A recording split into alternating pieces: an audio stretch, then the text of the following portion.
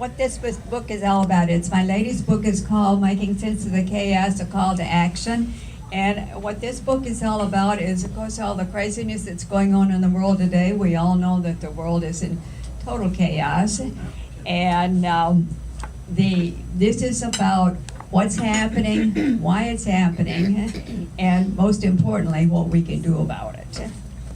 So I wanted to just talk about just a couple of things. Whoops, I forgot.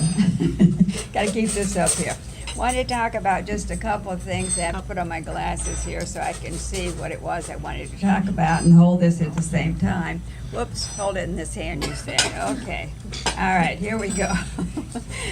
I don't know if you remember years ago, I remember the very first major shooting in the schools.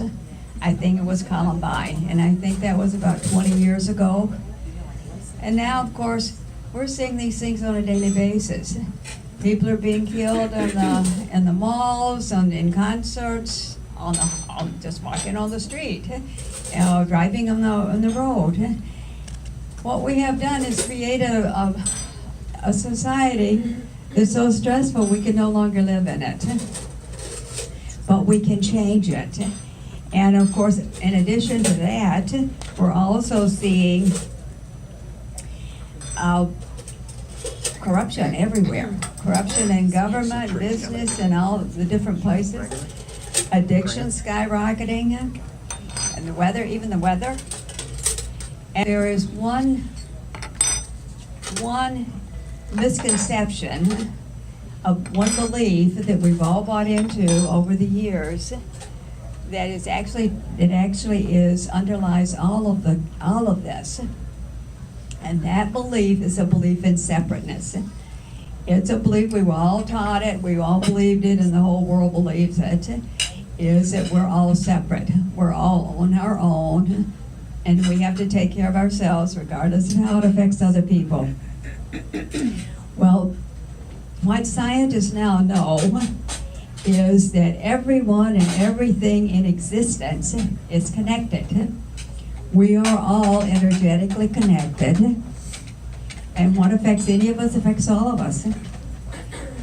So we can actually change what's going on. We've actually created it, all of us together. Einstein says the world is nothing more, nothing less than the collective thoughts of all the people.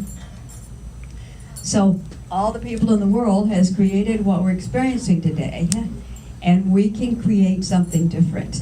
And we're going to talk a little bit more about that, because I want to talk about how you can actually create whatever you choose for yourself and make a contribution to creating a better world for all of us.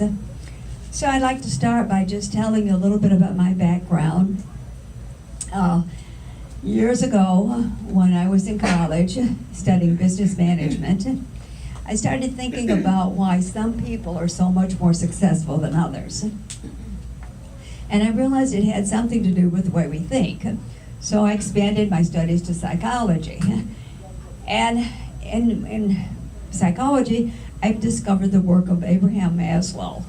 And you're probably familiar with Maslow's work. Maslow decided realized when he was in college that he knew a few people that functioned from a totally different level than everybody else he knew.